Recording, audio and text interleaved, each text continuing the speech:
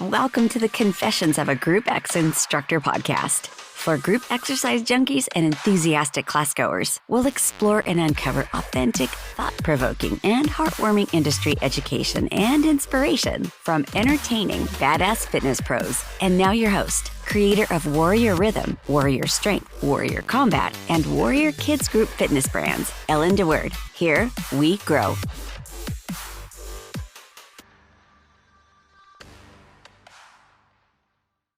Welcome, everybody. Thank you for tuning in to Confessions of a Group X Instructor podcast.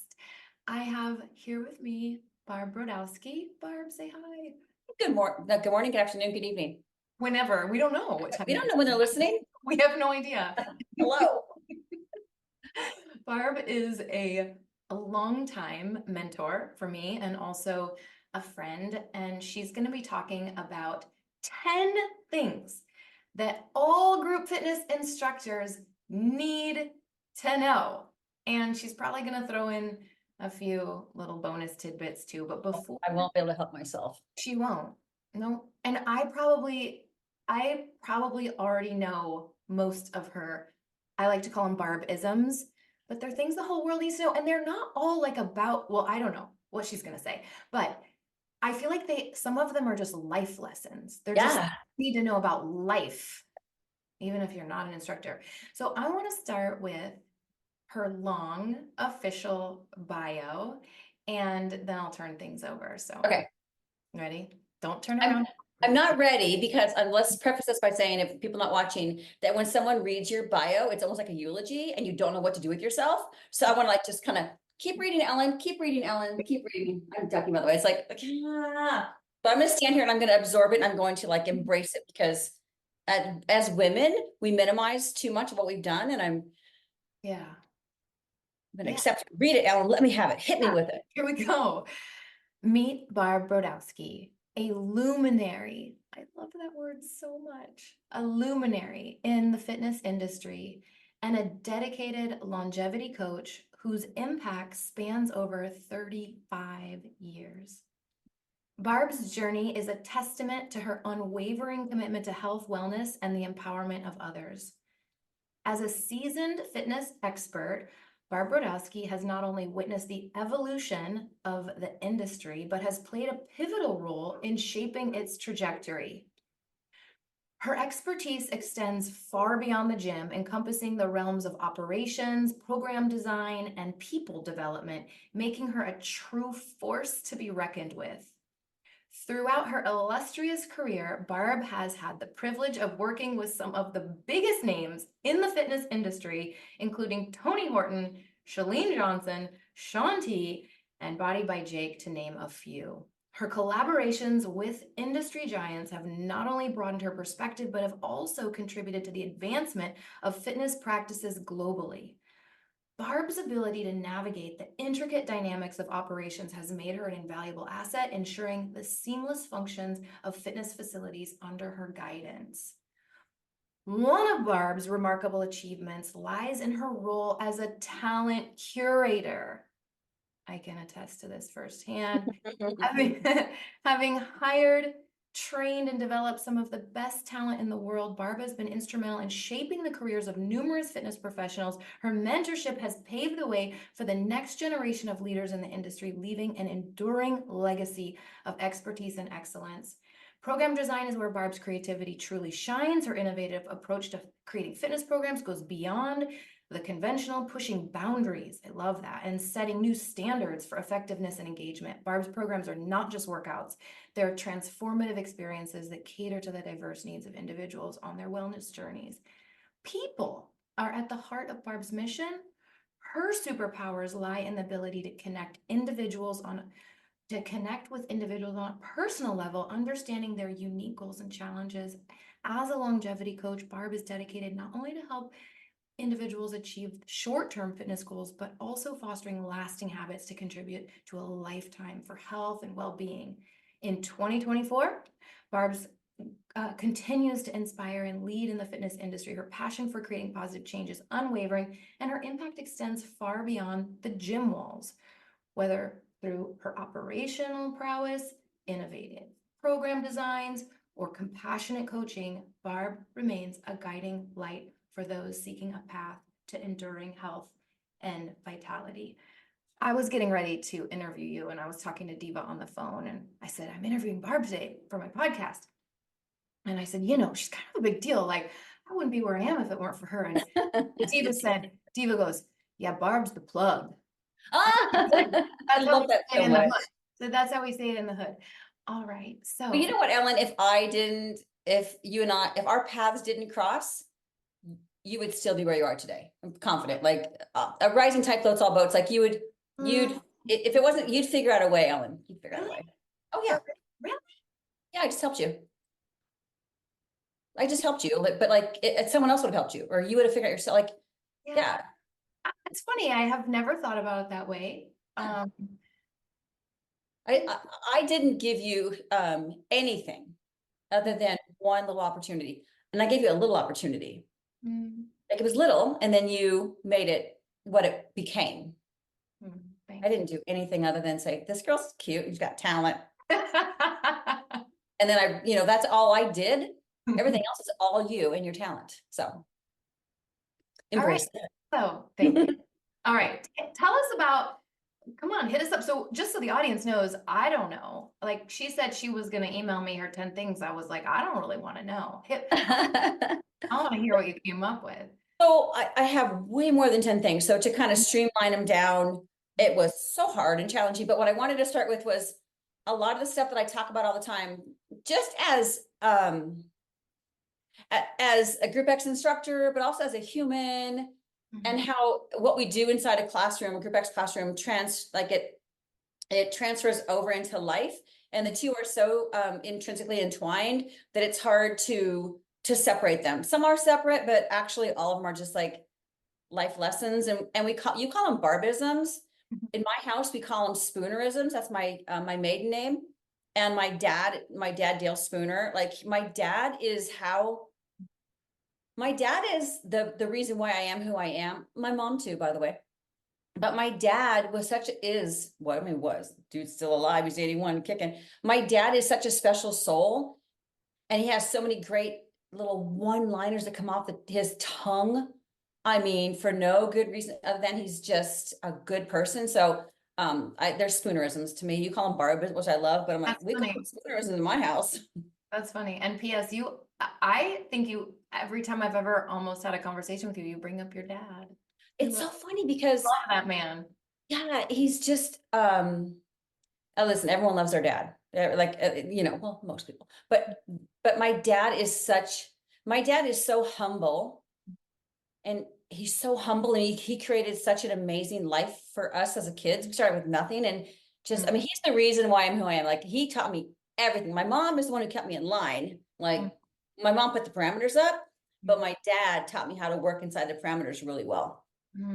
I'm glad my mom put the parameters up because I'm the middle child. Oh, you're the middle child. Of course you are.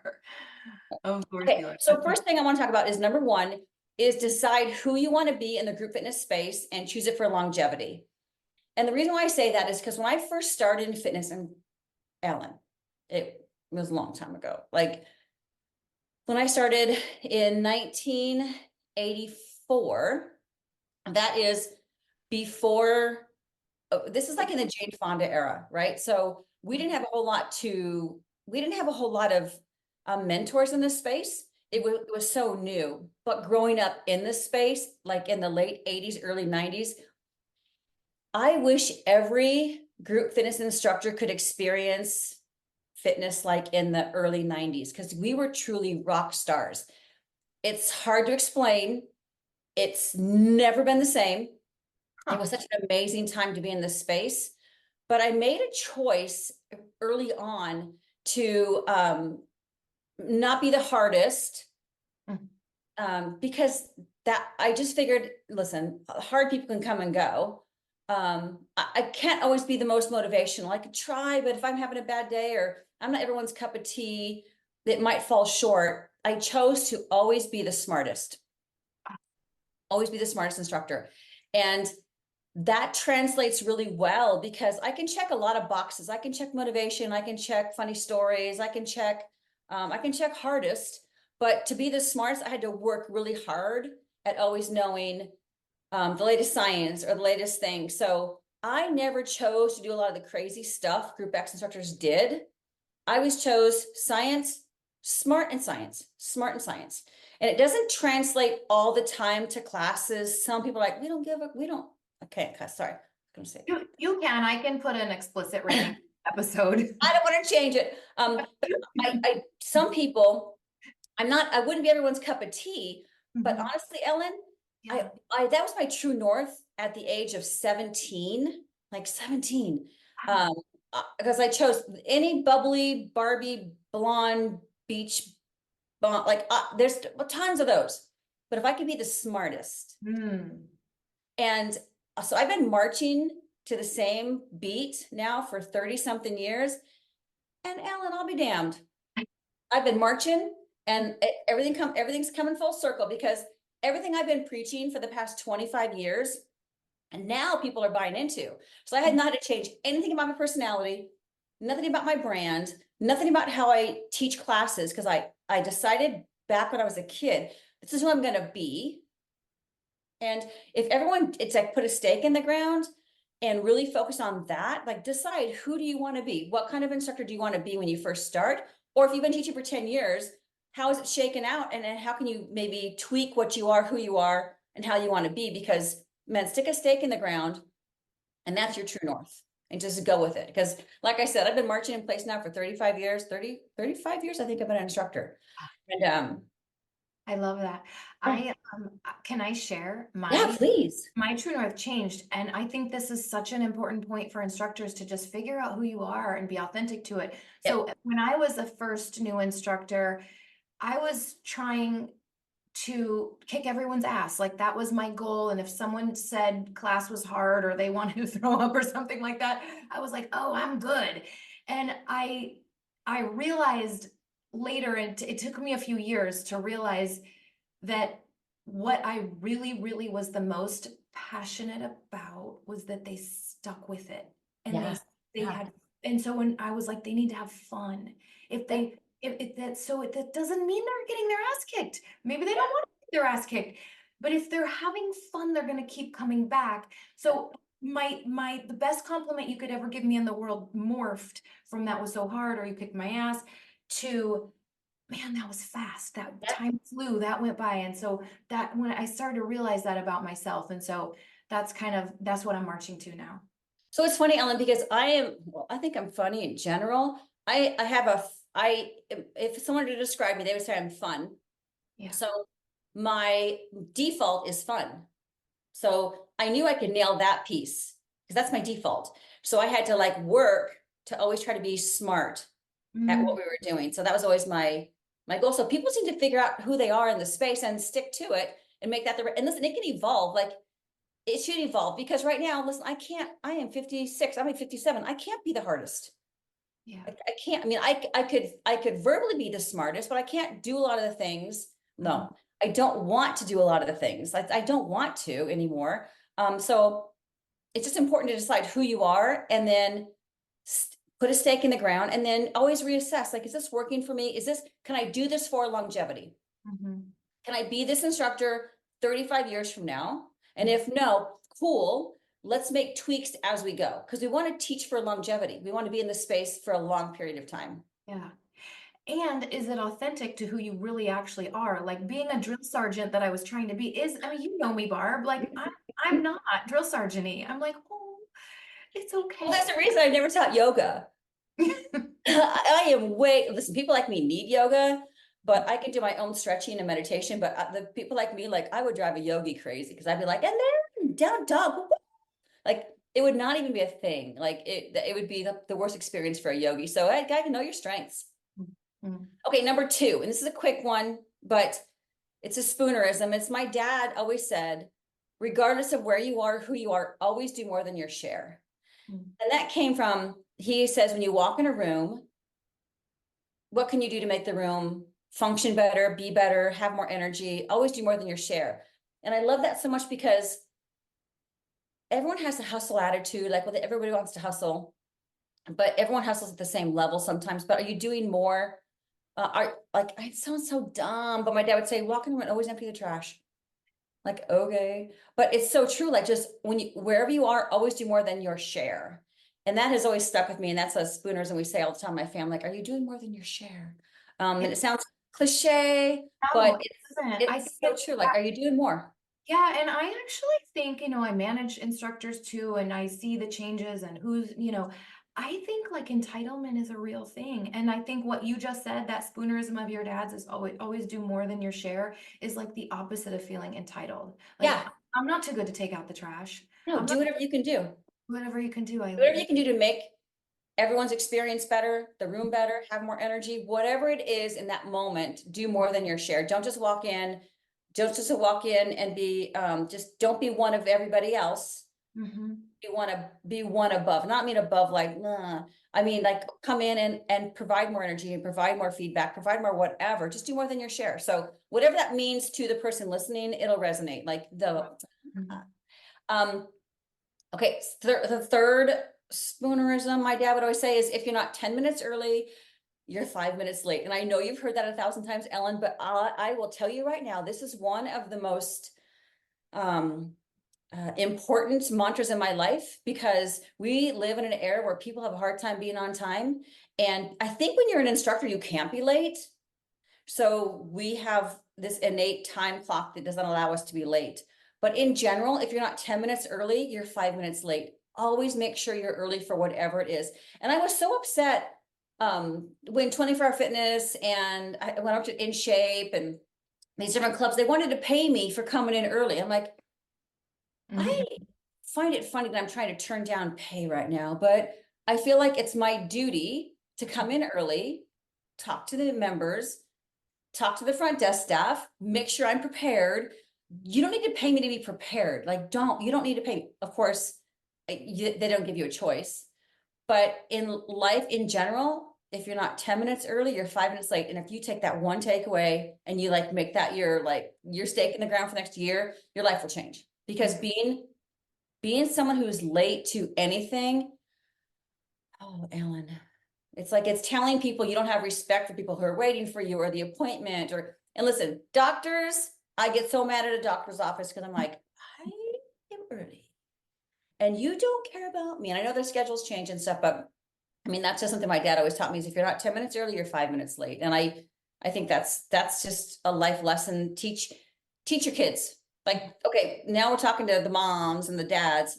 Share this with your kids because it will change their life. If you are a person who's timely, you'll be respected.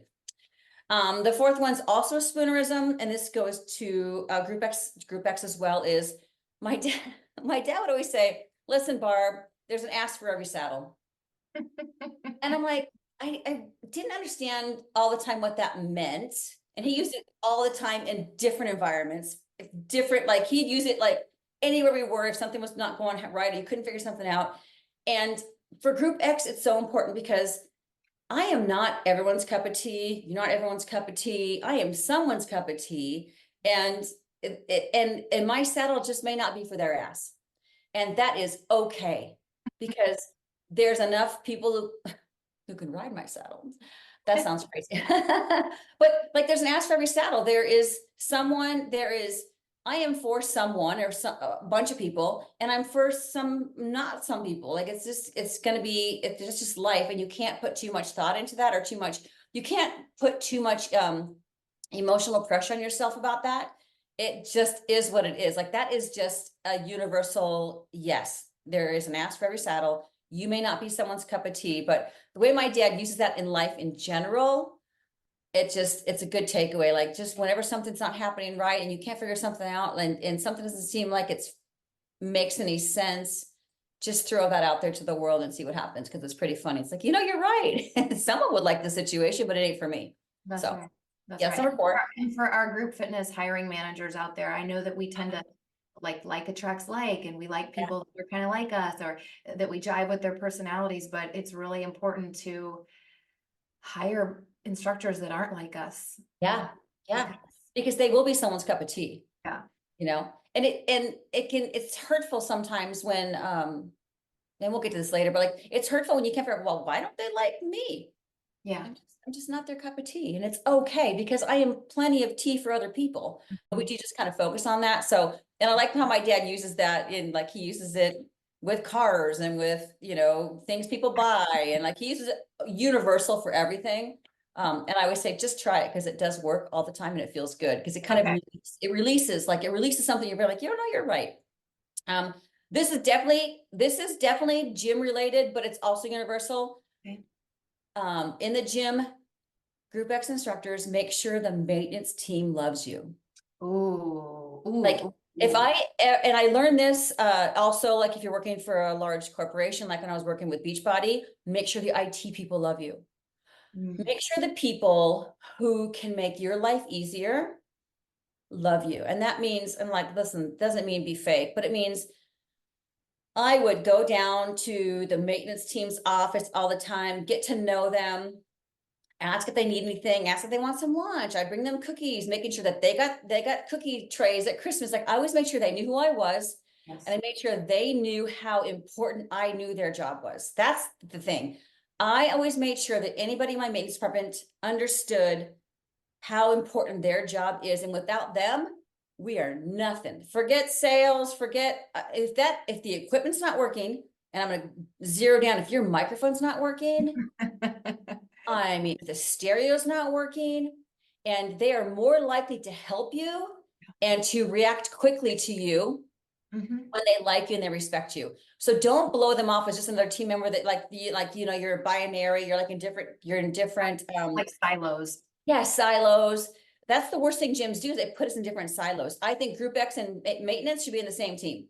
They should be. 100%. Like we should be the same. We should have a weekly meeting and talk about all the things that are happening, talk about how the stereo sounds, talk about how many backup microphones do we have? Like, where's the batteries? Like every single thing that makes our life easier, they're in control of. So make sure that they know who you are. And I promise you, when you say, I think the mic's broken, let me run down to the gym and find the backup in the office in the drawer. Yeah. I mean, that they'll do that for you when they know you and they know that you respect the work that they do. That's so important. So that's life in general, right? Like anybody that's so important to you to make your life easier, you need to let them know how important they are. And I think it's easy to blow that off, but that's my biggest takeaway working in a gym. I can still to this day name off most of my maintenance managers at every single gym and how much I really like them. And I'm still friends with them today. Yeah. And I've been gone from that space for a long time. That's great. All right, number 6, I have the 80-20 rule for class and life. 80-20. I know when we teach class, it's like you want everyone to follow along. But if 80% are following and 20% can't quite get it, it's okay. Keep moving along. Bring them along with you, encourage them. But I think we spend so much time as instructors focusing on 20% that maybe can't follow us, or 10% that can't follow us, that may leave the class, that we start affecting the overall experience for the 80%. And I think that's true in general with life, right? So we focus on the 20% that's not right versus the 80% that is right. So focus on the 80%, give 20% some of your attention, but not enough to suck you dry, man. Because I know for sure, like I start focusing on the 20% of things that aren't quite right. And your energy level just de-escalates quickly. You know, you start, and then it's the 80.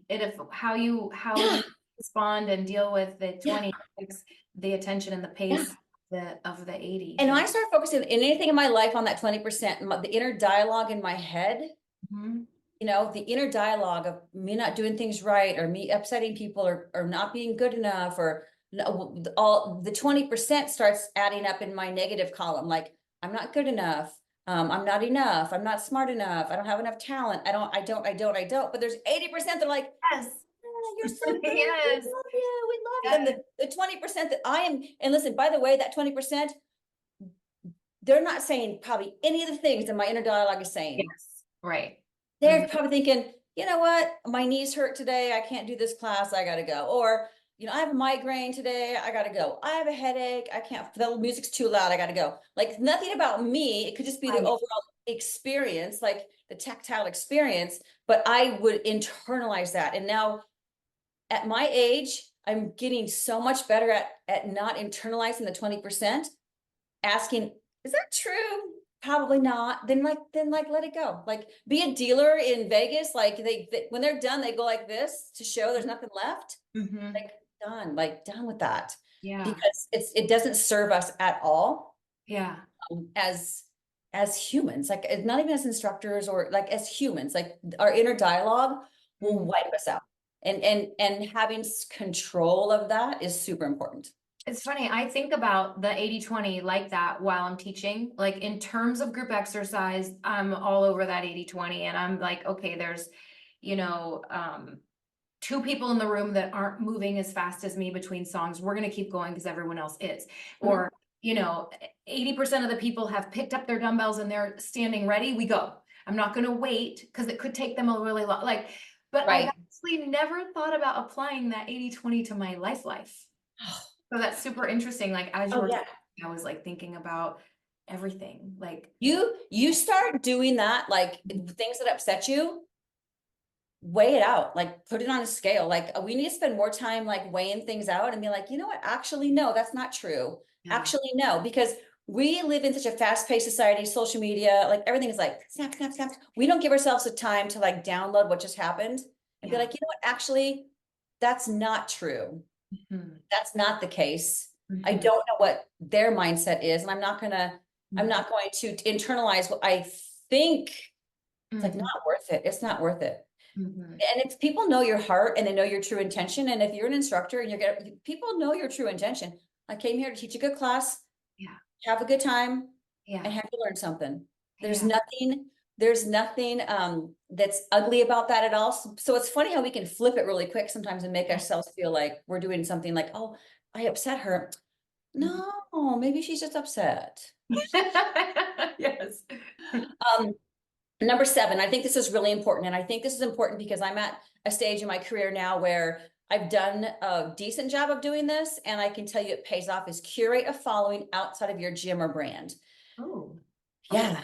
You're So saying I'm getting some new Barbisms from you yeah, today. well, because I've been Like, gone for it. I mean, I've been out of the group fitness space. Since I left Beachbody, I've worked more with tech and startups. So I've yeah. had a lot of time to like figure things out and see what's working, what's not working. So I'm gonna say it again, Yeah, say that one again. Okay, yeah, say it again. curate a following outside of your gym or brand. So, Okay. and I can give so many examples. When the pandemic happened and the world shut down, Yeah. I watched a lot of people who were with a large brand. I'm gonna use Zumba for an example, because that's the Okay. first one I can think of. Like, I saw some big names in Zumba, and they all of a sudden like tried to shift their brand into their own personal brand, but they were so known for Zumba. And listen, number one, I love Zumba. Zumba is a Oh, gateway drug for me, yeah. for anyone who's ever taken our classes. Oh, I think I know what you mean now. Okay, keep going. Yeah, Okay. so Zumba is a gateway drug. Zumba has brought people off the couch into the gym, and they dance and they shake and I love Zumba. I love a good dance class. But then they're like, you know what I need is some strength training. I'm gonna go find me and Ellen and do Mm, some more strength, because I need strength training. So we would not have had, Mary Beth mm, in class if she didn't take Zumba first. So Zumba is the best gateway drug. I think mm, Zumba has been the best thing that happened to group fitness in mm, the longest time.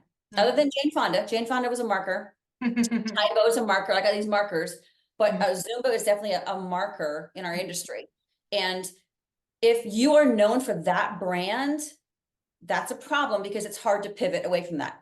Number 2, if you're known for teaching 5 p.m. on Tuesdays at Gym Z, Yeah. and you leave Gym Z, it's like, where'd she go? No one knows. So make Yeah. sure you have a following outside of the gym, and it happens via social media too. So Yes. put to curate on social media, Yes. but be your own brand. Be your Yes. own inside of other brands, but don't let any brand eclipse who you are. So if you identify with a brand, I love it because it's giving you a platform and it's raised you up. But then you need to find a way to eclipse that brand, You. still promote that brand, but you are the brand. Yes. If you You want are. longevity, be the brand. Absolutely. So that your brands and what you represent or your supplements or whatever they are, it's Yeah. just part of your tools, part of the backdrop, Yeah. part of a beautiful backdrop, but Yeah, you. it's part of like an umbrella, a beautiful umbrella, right? I'm Ellen, and So Ellen is a fitness brand, and I have all these talents, Ellen. you are an artist, you are a fitness expert, like you're a creator, you're all these things. If you said, I'm just Ellen with Beachbody and I am in Pio videos Yeah. and it goes away, Yes. you had a bigger umbrella. That's right. So I did do that well. I actually do.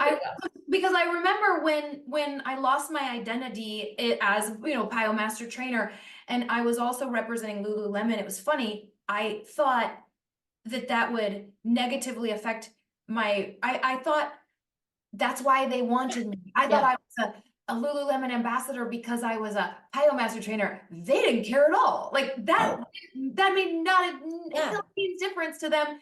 They wanted me for me and the work I've done in this community and the fitness leader I am. It didn't matter. I think we minimize, like we minimize ourselves. Like we think we are, like if I was to think, and I did it myself, so I'm learning from this. Like I got so much identity from my job at Beachbody that when it ended, it took me a second, thank God that pandemic happened because it gave me some time to figure some things out.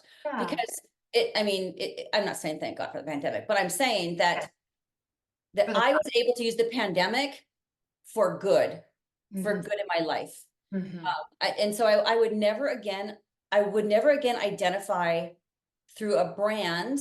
I would be with a brand, of course, but I will always be Barb Brodowsky, longevity specialist. I'll always be like the longevity expert. I'll be who I am in the space, and then people can join me. So you be the umbrella and figure out underneath, what little things you want to be underneath your umbrella. Yeah. So don't that add to or enhance. Yeah. And I know too, like people with Equinox, they it's a big deal sometimes work at Equinox and they're an Equinox instructor and they're so much more than that, but they're minimizing themselves. So, okay, this is a good one. This is one of my favorites. Know your power for good or evil. Ooh. I know. And there's so many people that popped into my brain about this specific thing. Are you gonna name them? I'm just kidding. That's such a tease too. Like, well, I know who they are. No, like I will think of. I will use myself as an example. I remember when I was at 24 Fitness, and I'm going to name drop because he's still around. Okay. I oversaw a large area, and I oversaw not the ritziest areas of California. I had I had Southern California, but the northern part. So we didn't have a lot of money. We're like Lancaster, Palmdale, Bakersfield, Panorama City, Northridge, Pasadena. I didn't have Orange County or the Santa Monica clubs. I had like the bootstraps area. Okay. So, so I learned early how to get a lot done. I'll never forget the microphones were always broken and they were cutting the budget again for operations and maintenance. And I sent an email to, his name was Charles Huff. He's still there. Everyone knows Charles Huff. And I CC'd like people, like I don't know, I would never do this again, but I remember I CC'd people and I'm like, this is unacceptable. I have a market that is lower economically, but we produce the highest Group X output, but we can't get a mirror fixed. And you're putting money into X, Y, and Z, and I just need my mirror fixed.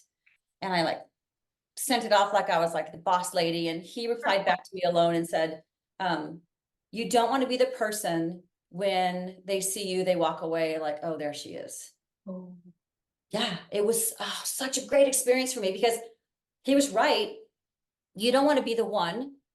And that's another one I was talking about. Don't be the one. You better mention that. Are you going to mention it at least right now? Because I'll do it right now. Literally changed my life. I tell people that all the time. I'll never forget the email. Like he wasn't mean, but I could tell that I was out of line, and I did have a lot of power because I had a lot of clubs and I had a lot of people following me and a lot of instructors that loved me. And I was like, this is what we need. He's like, honey, that's not how it happens. And I realized I went about it all wrong. Let me tell really quick the don't be the one story, and I'll make it really short. I worked for the YMCA. We had our YMCA was parked in a park, Lancaster City Park. And we had this huge thing called the Poppy Festival.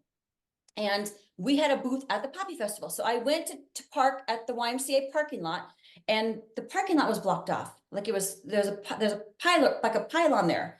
So I'm like, well, that's stupid. Like I work here and I'm going there. So I pull up, and the parking guy's like, ma'am, you can't park here. I'm like, I work here. He's like, doesn't matter. You need to go around 2 miles out of my way, come in the other direction, to park over there. I'm like, that makes no sense when you can move the pylon and I can park my car right there in front of my office where no one's parked. He's like, ma'am, you need to. And I was so upset. And I put my car in park and I put my keys on top of my car. And I'm like, well, I'm not moving. Like, I'm not moving. And then the next thing you know, it's like, and this motorcycle cop comes over to me. He like chips, pulls off his glasses, chops off his bike, and he goes, ma'am, don't be the one today. And I was like, I'm not the one. He's being the one. Like, he won't let me park there. And he's like, right now, you're the one. And to clarify, I did park in my spot. He did move the cone for me, but I'll never forget, like, you don't want to be the one. You don't want to be, and for Charles Huff, I was the one. For that parking lot, I was the one. And if you can, I think about it all the time. It relates to my life almost weekly.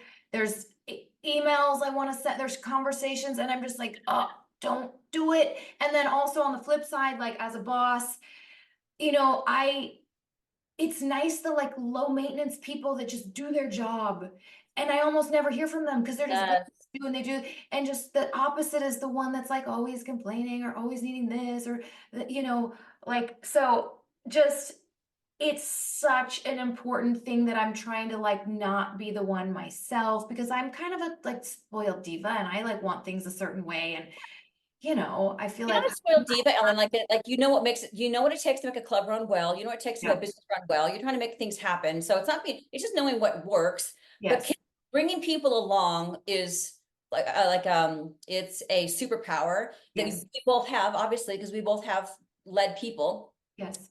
The thing about using your power for good or evil, think about the instructor that doesn't like how the speaker system's working. So she gets all the members riled up to write a letter to corporate office. Petition, like, like you cancel the class because it has only 3 people coming, and then she used her petition power for for 14 evil. people. Yeah, she used her power for evil. Like she used her power in all the wrong ways. She could use her power like, listen, they're going to get fixed right now. We'll do a body weight work, like do whatever you can do in the moment to not be the one and to use your power for good.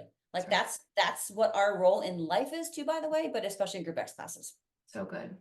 Okay, this is another one of my all-time favorites. I don't know when I came up with this, but I do want to trademark it. You can't trademark it's a good one. Your reputation is your calling card. Yes. And it calls on your behalf before you get there. Yeah. Say it again in case I talked on top of you. Your reputation is your calling card and it calls on your behalf. So your reputation is out there before you have a conversation with Bob. He probably knows about you. So that's your reputation. It is so critical in this industry, especially because it's a small industry, and the longer you've been around, I talk all the time to people who have been around forever, and it's like a pyramid. This is the fitness industry, and you start here, and the longer you're in it, you get sifted, and eventually it's like, if you can't see this, I'm holding up like a triangle, like it's a pyramid, and we keep getting sifted, and the longer we stay in the space, the fewer of us there are. And so now the people I work with today or talk with or are mentors to me, or I mentor them, or we started out at 24-Hour Fitness back in 1991. Like it's the same group of people. Now they're running 24-Hour Fitness, so they're running Crunch gyms, or they're running UFC gyms. Like there's this this sifting that happens, and people know who you are, and make sure that you curate your reputation and you respect yourself and your respect who you are in the space, and make sure that you don't damage your reputation. And listen, I can go back to good or evil. Yeah. Because that could have damaged my reputation with Charles Huff, because he's still at 24 Fitness today. Like he would still like, yeah, that chick. I think it's fine now, 30 years later. But I'm sure I'm sure, I am confident that if someone brought up my name, he would remember that about me. I'm confident, because it's such a core memory for me. It has to have the same impact for him, because it was like, we were both young at the time. So it was like, it was a big deal. Like it was a life lesson for me. So that can damage. So be careful, be respectful, be careful, and curate your reputation. Like, are you a hard worker? Are you fun? Are you engaging? Are you Are you dependable? trustworthy? Are you loyal? All the things. People who jump from gym to gym and try to bring members with them, Yeah. excuse me, that's the quickest way to lose your reputation. It just happened in town here, like this whole group at F45, they all left and went to open up a new gym. And F45s are small member base anyway. I'm like, that person is going to open a gym. They'll be fine for now. F45 is way bigger than anybody else in this town. Like that will damage your reputation. It will damage it. If you're going to leave respectfully. Don't be dirty about how you leave a gym. Don't try to take members. Those members, the gym spent money to bring those members into the gym, and those members love you, and that's great. But like, don't do anything that would damage your reputation, because it will follow you for a lifetime. And that's how you have longevity, is your reputation. Yeah, not just follows you, but it precedes you. Like Precedes you. That's my thing. It's like it knocks before you're there. Like, your reputation is your calling card. Like, they know who you are before you even have a conversation. yeah. Okay, and number 10. And Yes. a little tidbit. And this will go back to our beginning, Ellen, is never minimize your success and who you are. And I think as women especially, and men too, but not as much, because we suffer from imposter syndrome quickly. And I think too, we're so busy checking boxes that we have success, and we don't circle back and say, hey, that worked really well. I did a really good job. At Beachbody, I was the one who tried to celebrate our successes, because it was such a grind, and every day we're trying to, do more work and get more instructors and blah, blah, blah. When we had a good week, it's like, we need to celebrate this, celebrate our successes, because we did a lot right last week. It may not be working today, but last week it worked really well. And don't minimize your success and who you are and all the good things you've done. And that's why when you read my bio, it's like, I just want to stand there and accept it, but I want to minimize it first. Like, I did that, but it was no big deal. Actually, it was a big deal. It's a big deal. It was a big deal, and let things be a big deal. And we talked about my bio offline, and the gentleman helped me do my bio. I was like, wow, this is uncomfortable. He's like, your bio should make you feel uncomfortable. Like, it should, because first of all, because you want to be humble. You don't be like, yep, I did that. I did that. I did that. You want to be humble, but also you want to be like, yes, ma'am, that's what I did. And this is why I'll help your company. This is why I'm so good for you, because I did all of these things, and I can even do more. So kind of standing in your truth and accepting it. It's like, it's hard, but it's so important for success, just in general. Just embrace it. Even taking compliments, oh gosh, women especially. Like, I like your shirt. Oh, I got this thing on sale. Like, that is not important. She likes your shirt. She didn't say, did you get it on sale? But it's so funny. Like, I get, this is offline. This is totally off story, but I get so much compliments on my hair. Yes. And I know, but number one, I would say it's genetic. I was born with it. I was born with good hair. I mean, but I'm like, no, actually, I take the time to curl my hair, to blow dry my hair, do all the things with my hair on certain days. And then then I'm stealing from my daughter, who is my hairdresser, and she's a color specialist, and she's a wizard with hair. I'm like, when I say that, I'm actually minimizing my daughter's work now. Yeah. Don't, we're so easy to just blow off a compliment. No, accept it and say thanks. My daughter does a great job. You should call her. Yeah. You should call her. It's like we're so quick to minimize. Just I don't know why or how. I think because we try to be humble. I do. Yeah, and you want to have humility, and those are great characteristics. But I think you need to start. I think women. I speak mostly to women in life in general. That's who my people are, as women. I think in general we need to weigh humility and being humble with, but actually, I'm really good at this, and I need to own that I'm really good. Two things, Ellen. When I was working on this fee, I'm like, oh, I forgot how good I am at this. I love Yeah, you texted me. You're like, I forgot how good I am at this. I don't do it very often anymore, because I'm doing different things in the space, but this is my heart. I'm so good at this. And then let's name drop. I was texting with Shalene Johnson. She asked me a couple questions the other day, and she wanted my advice. Shalene wanted my advice. And I gave her all my opinions, and she's like, you are brilliant. This is such an amazing take on this. And I responded back, you're right. I'm brilliant. Thanks for the reminder. Because usually you'd be like, it's nothing. I'm like, no, actually, she asked for my advice. Yep. She asked my opinion and my takeaway on this thing. And she's like, that was so good. So I took it. I'm like, thank you. You're right. I'm brilliant. I know. Yeah. Okay, those 10 things were amazing. I want to kind of circle back to something for the audience, and that has to do with you and your impact in my life and you being the plug. You being the plug. So I have to first kind of set the context, or this letter that I'm going to read might not make a ton of sense, but basically, was it last year? No, it was year before last. So it must have been 2022 at the Idea World Convention.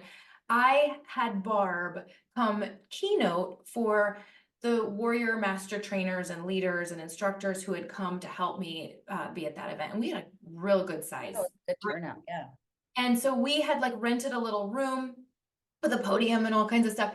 And so I wrote this like letter to introduce. I wasn't going to memorize it, even though it was like my intro speech. I had too much in my brain for presenting at that conference that I was like, I can't memorize this speech. I'm just going to write a letter and read it. So this letter I wrote by way of introducing Barb and who she was in my life to this group of warrior leaders at the Idea World Convention. So this is the letter. Okay. So accept it, Barb. Again, I'm ready. Like she's like, bring it on. I know. She's like, I know. I'm the plug. All right. Barb's contact name in my cell phone is Barbara P90X. P.S. It still is, and there's no space in there. It's just one word, Barbara P90X. I've never changed it. About 10 years ago, I reached out to Barb because I wanted to host a P90X training at my gym. This was not P90X Live as you know it, but a former version of small group 90-day periodized programming. This is before Beachbody Live even came about. So I was managing a gym and I wanted small group training in there, and I wanted it to be P90X, and someone who I knew someone who I knew Barb Brodowsky, so I ended up with her email. Soon thereafter, Beachbody Live was born, and lo and behold, Barb was in charge of recruiting, hiring, and training master trainers. Fortunately for me, I had her email from previous conversations. I sent her videos of myself teaching, and she would reply with things like, you need to finish your lines. I still say that. You do? And it's the figure skater in you. And your half lift is not sharp. So in other words, she was like, clean up your form, okay? I met her months later for the first time in Arizona. I flew out to audition for Insanity and Pio. Again, P90X Live still did not exist. And I didn't tell a soul I was going because I didn't want to have to tell them if I didn't make the cut. A lot of the things I imagine my team, who I was addressing with this letter, would say about me, I probably adopted from Barb. She's honest, direct, and she wants me to be better. She's a nice balance of hard and soft. I saved her life once at a newbie boot camp because she needed migraine medicine. We share this affliction. We share a faith too. I remember sprinting down the sidewalk of LA, 90 degrees outside, to my hotel to find Imitrex for her. It put me in her good graces forever. I worked under her leadership for the next 6 years, so the entirety of Beachbody Live's operation. And when Beachbody Live closed, she and I talked on the phone a few times. I remember crying and thanking her for all she had done for me. Later, on another call, I remember telling her about Warrior Rhythm. I told her I was creating my own format and full of imposter syndrome. I said, I wasn't trying to build a real program and put it out to the world or anything. And she said, why not? So I did. A few months later, I was buckling my seatbelt for a routine drive to work, and I received a text from Barbara P90X asking if I had any interest at presenting at a conference. She was referring to DCAC, where I fell in love with you, my audience at the time, my warrior leaders, and where my confidence as a creator first took root, and where we set out to be the powerhouse brand we are today. Every story has a through line. A through line weaves every little vignette together for one dynamic purpose and point. Barbara P90X is my through line, but for her, warrior wouldn't be. So it's so interesting. Oh. And I know you say, like, I would have found my way anyway, and maybe that's true. Maybe that's true. Maybe I would have found my own way. But, you know, I knew someone who knew someone. I was looking to do something small groupish. And it's just like that triangle funnel that you said about the industry getting smaller and smaller and our worlds collided. And you kind of knew who I was because probably my reputation, my calling card knocked first.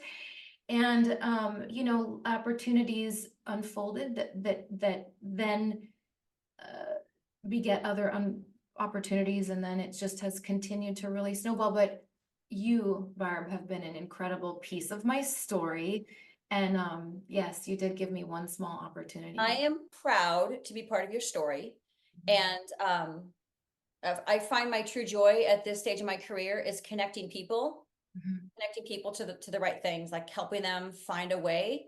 And there's never anything in it for me. It just checks a box. And I started doing that. I always say I used to, I'm a connector at heart. So I want to bring, in the beginning, it was always help a woman, a front row Joe, make a living in the space. Yeah. That was like my goal, is to help Sarah make 20 bucks an hour to buy a coffee because she's a stay-at-home mom. Like, that's how my whole career started. And then I got so much joy out of doing that it's blossomed, and now I'm able to help people and open more doors for people. And it's what fills me with joy. So I'm so proud of you. There's so many of you who left Beachbody and are doing so many amazing things. And with or without me, it would still happen. But I'm happy to be part of people's journey, and it just checks all the boxes, Ellen. So I'm just so proud of you. You're doing a great job. Thank you so much. And you know what it really instills in me now that I do have confidence and belief in myself, and I'm so confident in what I'm doing and who I am, it makes me realize that I maybe needed someone to believe in me first. Maybe I needed that. And that was a role that you played in my life. And it really does inspire me. Like, I love doing the same now. I'm like, I feel like I'm now doing that, believing in others, so that when they talk about paying it forward, and it's not even, I don't even see it as paying it forward. I just feel like it's just another day in the office. Like, it's just fun to me. Like, people reach out to me. I was helping a guy who has an app for mental health for college athletes. He reached out to me before he even knew my son was a D1 athlete. I'm like, I know people. Like, you thought you're coming to me for like my job with workout or with system to fitness, but like, no. I know people on NCAA side. Like, it's so funny how I want to connect anybody to anybody in the best way possible. That's always my goal. It is so funny that you said it's just another day in the office. And that just reminded me that when I did read that letter and I kind of shared with my team and community that you were this important in my life, I just remembered just now that you were like, you didn't know. Like, you didn't know, you did not know that you had that level of like impact I don't remember saying that. on my life. Yeah, you were like, I had no idea. And it's crazy. It's funny. We don't always know. Yeah, to you it was just another day at the office, but look at the fallout. So anyway, thank you for the legacy that, like, your bio is spot on, and I'm glad it made you blush, but it is who you are, and Thanks. you are the plug. Plug. So thank you for being on. Oh, you have to give us a confession. Oh my gosh, this is so hard because I had one that came up right away, and I'm like, I'm just gonna ruffle. Do you mind if I ruffle feathers? Do it. Are you kidding? This is me. It's gonna ruffle feathers. I think this is gonna be so controversial, and people don't cancel me. Don't be scared, Ellen. I think that the certification industry right now, the certification is so broken. And I think that we spend so much money being certified that I think we should get certified once to prove we can do it, and then everything else should go to special certifications, like wear rhythm, wear strength, um, mobility training, longevity training. I think that being certified through any large certification body does us no good. One time it does, because it opens the door and gets us in, like, hey, look I took all these tests, I did all these things. Yeah. So I checked the boxes. It's like a bachelor's degree. Like if you have a bachelor's degree, you don't have to go back and bachelorize again. You know, time on your feet in this space is worth way more than every 2 years taking some course you don't care about, you don't even need. It doesn't change anything about who we are. Get certified one time. Hang it on your wall and be like, I'm certified by X, Y, and Z, but these are all of the things I've done. I'm a movement specialist. I'm nutrition certified. I'm trained in nutrition. I have these specialty certifications. I do warrior strength. I do warrior rhythm.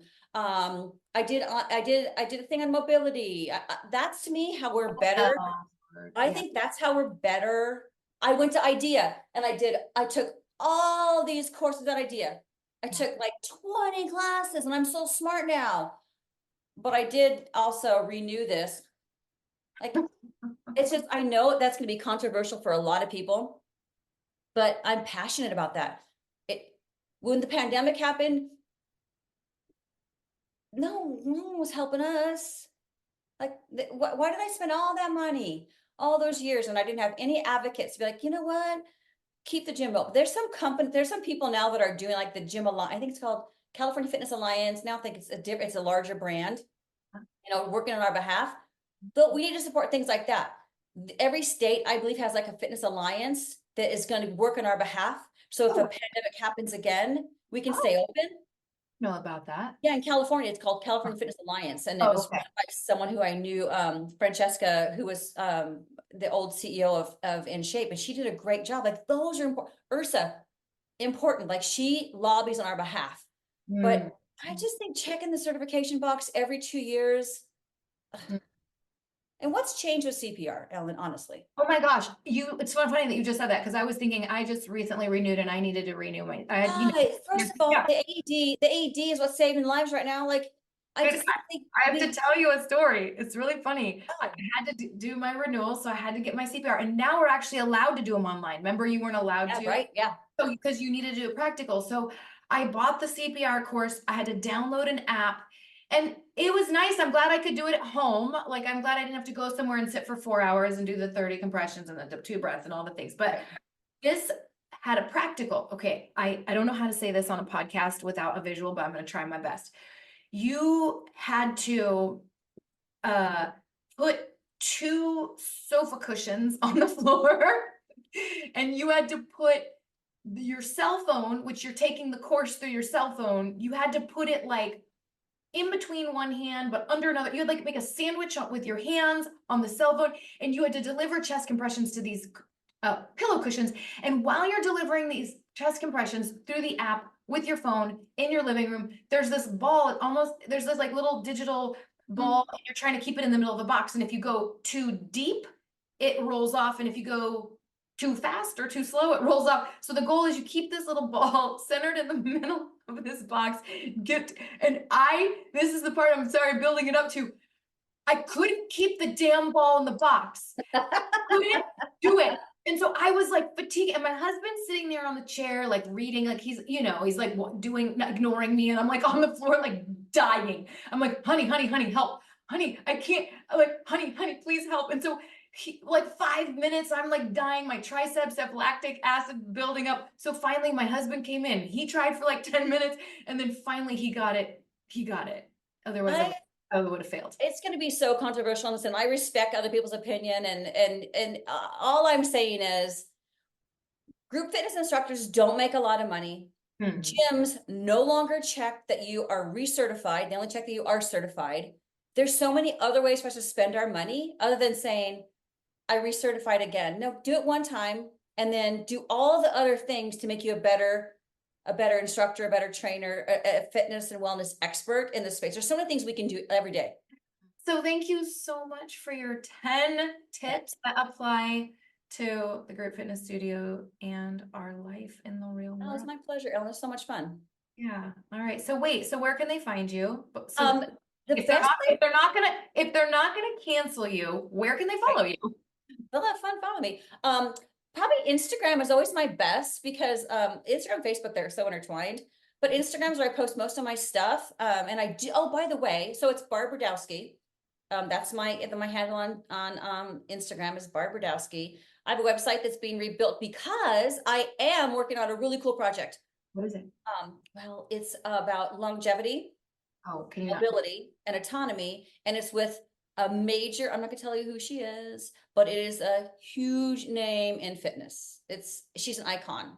She changed fitness for the better, and we've been talking about a couple things in the fitness space, and I'm like, I didn't want to get into like this side of the business, but it's the perfect time for me because I've got so much information, and I found the perfect person to think around with, if you understand what I'm trying to say. I do. Pickleball reference for you guys who don't know, but yeah, I have some cool stuff coming out in 2024. I'm super excited about it. Awesome. All Because right. why not me, Ellen? Exactly. Finally, I'm saying something for me. Usually I'm doing something for someone else. That's right. Actually, it's time. All right. And we will end on that note. Thank you so much for listening. And Barb, thank you for coming on. Thanks, Ellen.